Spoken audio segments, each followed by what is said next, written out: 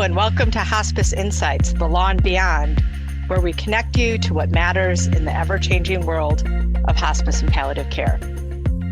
Focus on what matters, the importance of the hospice election statement.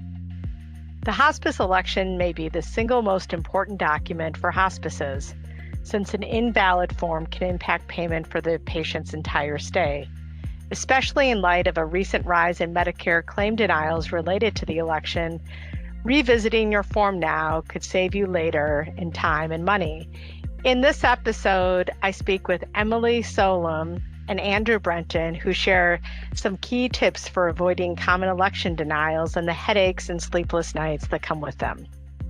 Well, Emily, Andrew, thanks so much for joining on what is our new series called Operational Tips. So these are sort of quick hits for, things that can keep us up at night. And I think the perspective we're taking on these are, if I ran a hospice, here's things that I would do or I would focus on. And so what better place to start than elections, because they do have such significant financial impact. So, Andrew, I guess anything to add about why election statements are so important? Yeah, amen. Great to be here. Election statements are critically important. Not only is the election statement a condition of payment under Medicare, but if, for example, a Medicare contractor reviews reviews claims and sort of takes issue with your form and,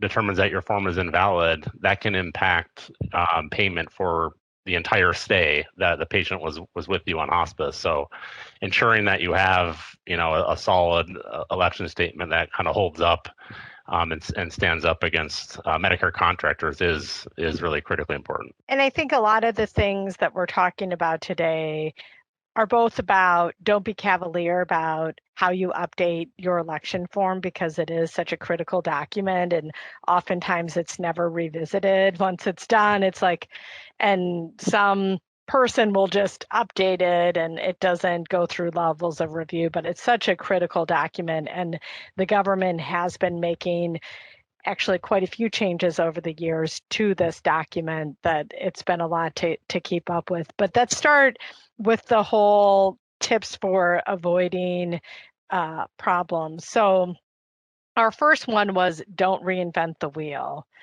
And here, and maybe Andrew jump in, or Emily, about the CMS election form. And we actually, in working with national associations, gave a lot of comments on CMS's sample form when it was proposed as part of some recent changes, and they adopted many of the things we wanted.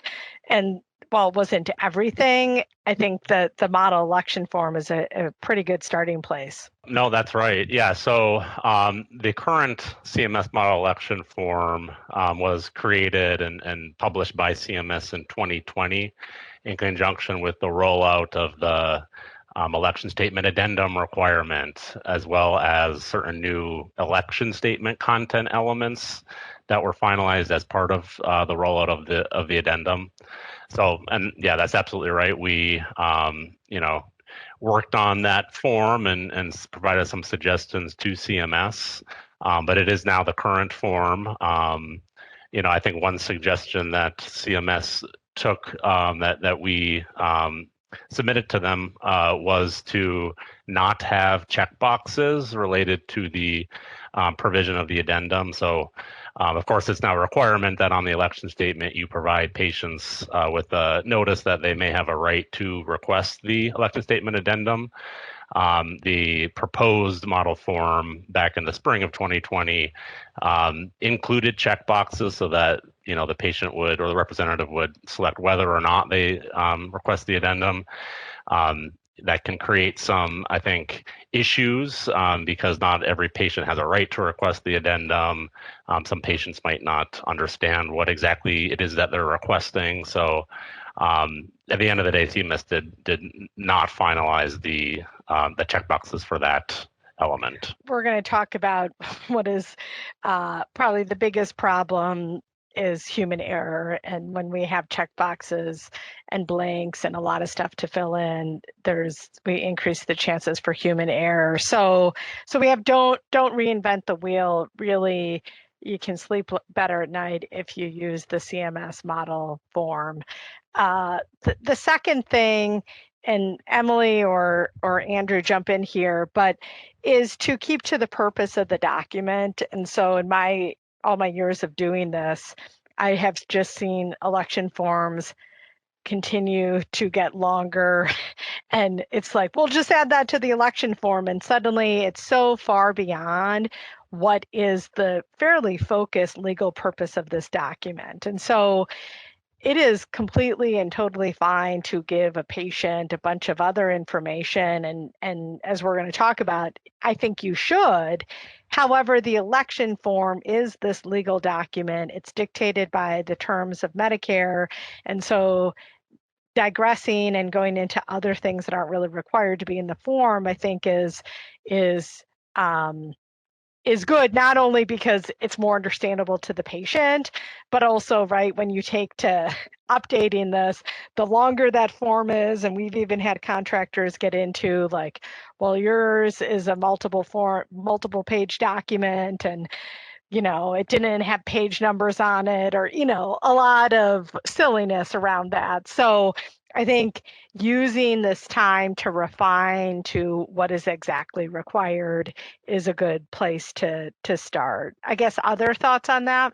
Yeah, I think you make a good point, Meg. I've had contractors overlook the election statement because it's in a document that has the title informed consent or something similar to that, and which is a multi-page document, and then the consent section is a very small component. And so having it be its own document that's limited to the requirements of the regulations is a great idea to avoid contractors missing the elements in an audit. And of course, as we already mentioned, using the CMS model form is a good place to start, and moving everything else that you may have in your election statement to a different document is a wise thing to do.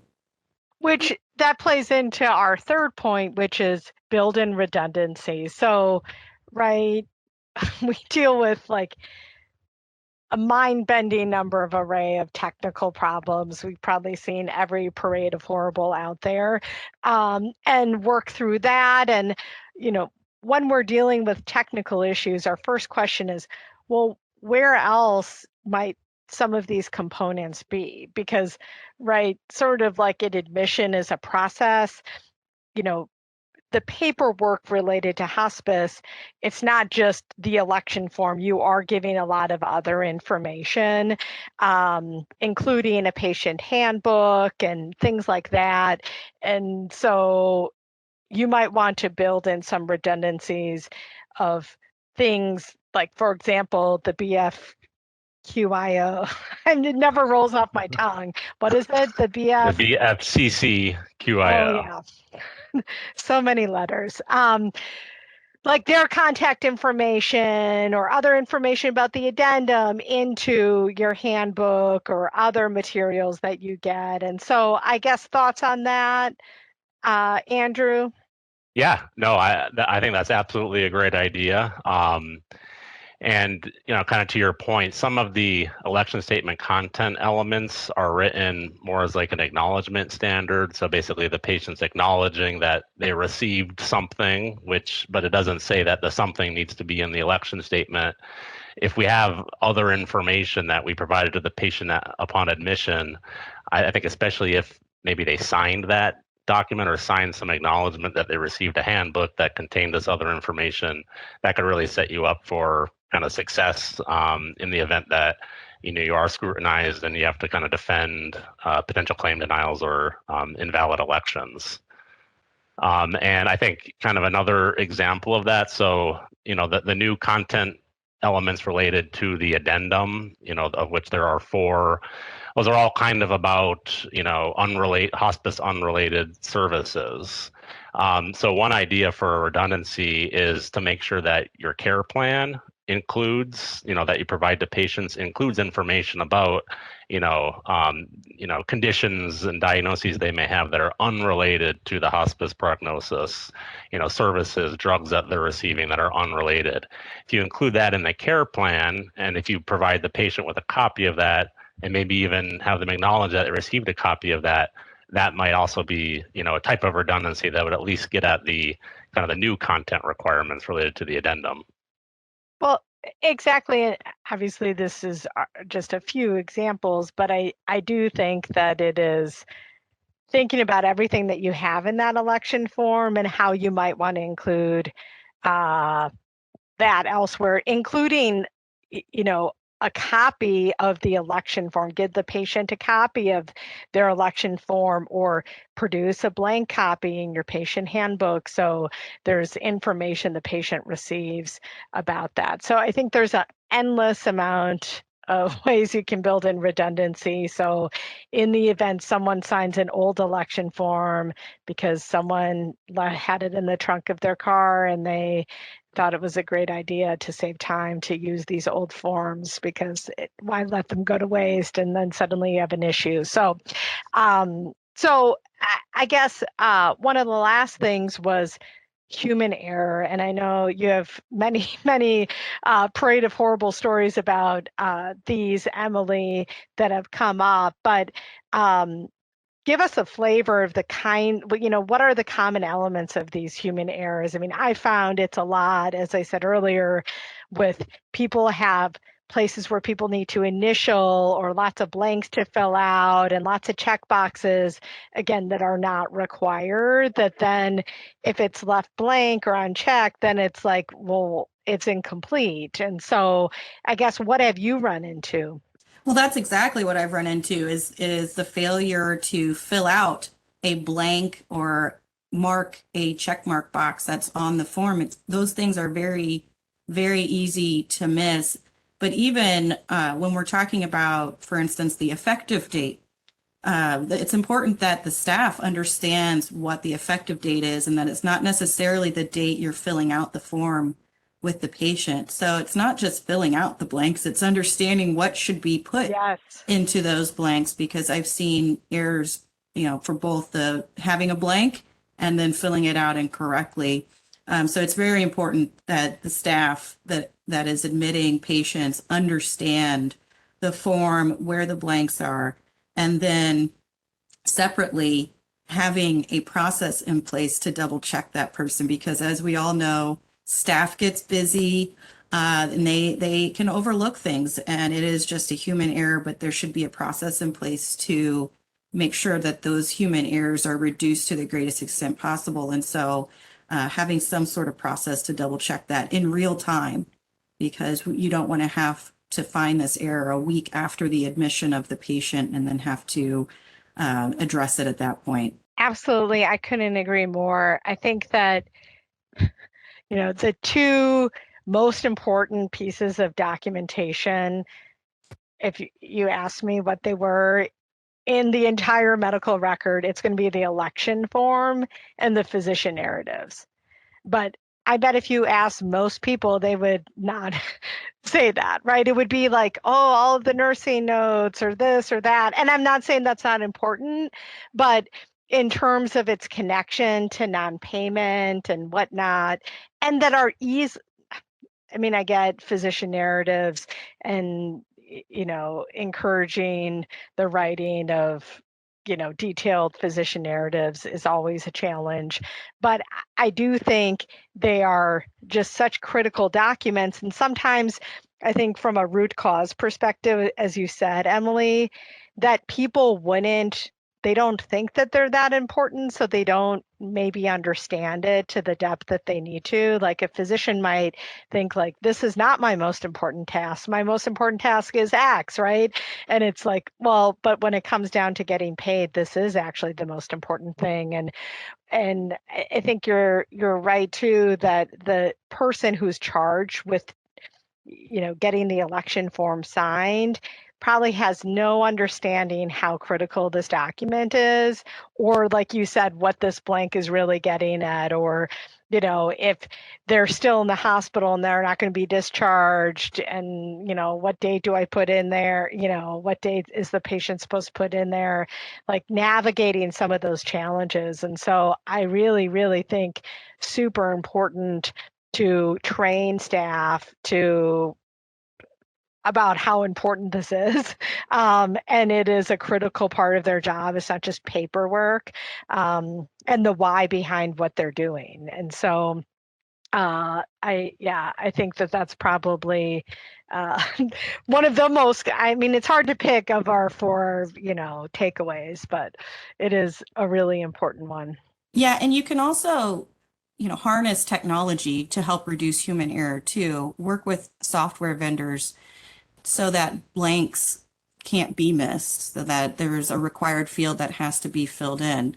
But another important note is to make sure you're also working with your EHR, your electronic health record software vendor, to make sure everything is printing the way it should be printed, because we've had instances where an EHR program was not designed to be printed. And so when the records needed to be sent in for an audit, they didn't look the way they should have. So it's very important to test that with your software vendor before getting too far into it and then finding out after an audit that your EHR was not printing correctly. Absolutely.